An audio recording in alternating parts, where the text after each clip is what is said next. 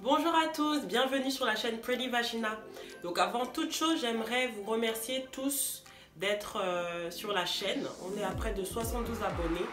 Pour moi, c'est énorme et je voulais vraiment vous remercier aussi les personnes qui m'envoient des messages privés sur Instagram, qui me demandent des conseils. Ça me touche énormément de pouvoir répondre aux questions, de pouvoir aider sur le thème du vaginisme, car c'est quelque chose que j'ai vécu, qui a été une épreuve dans ma vie.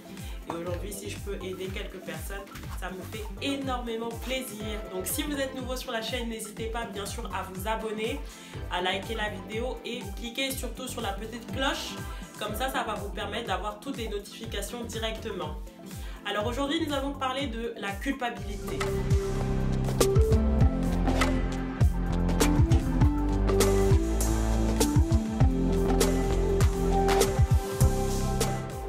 La culpabilité, ça peut être une émotion qu'on peut être tenté de ressentir lorsqu'on souffre de vaginisme.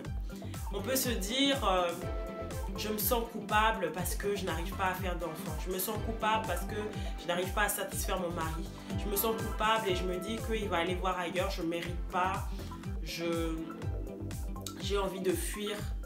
Mais toute cette culpabilité, en fait, ne va rien nous apporter que de nous enfoncer encore dans ce problème. Déjà, la première chose à savoir, c'est que tu n'es pas ton vaginisme. Ce n'est pas parce que tu souffres de ce problème que ça fait de toi une femme à moitié ou non. Si ton mari t'a choisi, ce n'est pas avant tout pour la sexualité. Oui, la sexualité, ça fait partie du couple. Et en sachant déjà qu'il y a d'autres façons de s'amuser dans la chambre, même que lorsqu'on souffre de vaginisme. Donc c'est très important que tu comprennes que tu es une femme, que tu as des qualités, tu as des choses à apporter à ton mari. Si tu lui apportes l'attention dont il a besoin, l'écoute dont il a besoin, si tu es là, si tu le soutiens dans ses problèmes, dans ses interrogations, pourquoi il irait voir ailleurs? Au contraire, il va te soutenir dans cette épreuve, ma chérie. Et comme j'ai dit, ne te focalise pas trop sur le vaginisme. En attendant de guérir, tu as d'autres façons d'être en symbiose dans la chambre avant de guérir.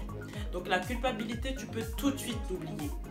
Transforme plutôt cette culpabilité en une énergie débordante pour guérir du vaginisme. Ce n'est pas parce que je vous dis d'être reconnaissant pour ce que vous avez, de vous contenter de ce que vous avez, oui, ça veut dire que vous ne devez pas vouloir guérir du vaginisme. Non, c'est un équilibre à trouver entre savoir être reconnaissant pour ce que vous avez, votre mari, votre couple, et vouloir guérir, vouloir vous en sortir. Et c'est très important d'aller voir des personnes, des bons professionnels qui pourront vous aider.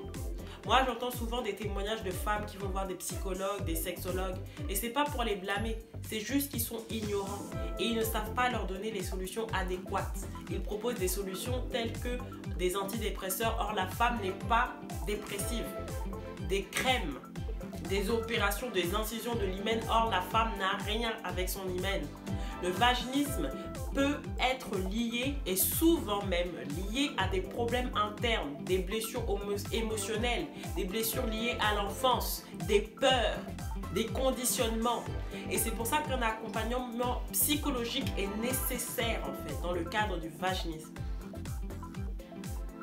Donc ma chérie, si aujourd'hui tu as accès, sache que moi, pour te raconter mon histoire, j'ai souffert de vaginisme pendant près d'1 an.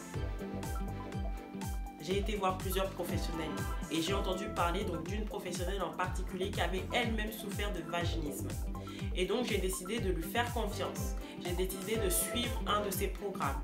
J'ai décidé de l'écouter vu qu'elle-même elle avait guéri et qu'elle avait aidé près de 30 femmes à guérir à l'époque. Aujourd'hui elle est à 49 femmes.